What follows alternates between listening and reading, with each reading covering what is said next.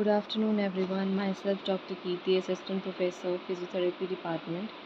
So today we'll discuss about the gross anatomy of the forearm. So the radius proximally articulate with humerus at elbow joint, and distally it articulates with the scaphoid and lunate bones of the carpus, and with ulna at the distal radioulnar joint. And ulna is the medial of the two bones. Proximal articulate with the humerus at the elbow joint, distally articulates with the radius, and the interosseous membrane bind the radius and ulna together. So radius is the lateral bone of the forearm, and the shaft widens rapidly toward distal end and convex laterally and concave anteriorly in distal part. And the proximal part include head, neck, and tuberosity. Head discoid, proximal surface shallow cup, smooth articular periphery is vertically deepest medially where it contacts the ulnar radial notch. It has the shaft is having three borders: interior, posterior, and interosseous border. Three surface: interior, posterior, lateral surface, distal end. Four surface: interior, posterior, medial, and lateral. And medial is having the ulnar notch. Lateral is triangular curves on the styloid process. So basically, right radius and ulna from the front is shown here, and right radius and ulna from behind it is shown here. So the two figures are showing the various attachments of the muscles.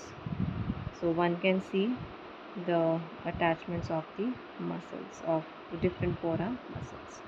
So next, ulna, which is medial to radius and supinated forearm. Proximal end is massive hook, which is concave forward.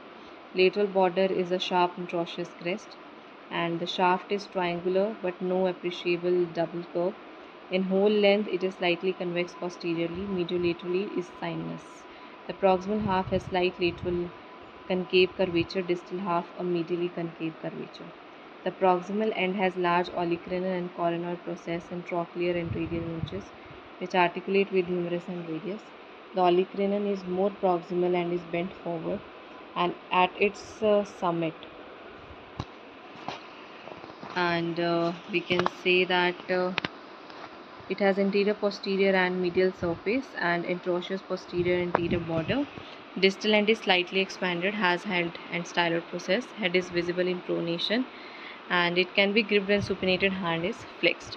Lateral convex articular surface fits the radial ulnar notch. Its smooth distal surface, and superficial muscles of anterior compartment are pronator teres, flexor carpi radialis, flexor carpi ulnaris, flexor digitorum superficialis, and palmaris longus.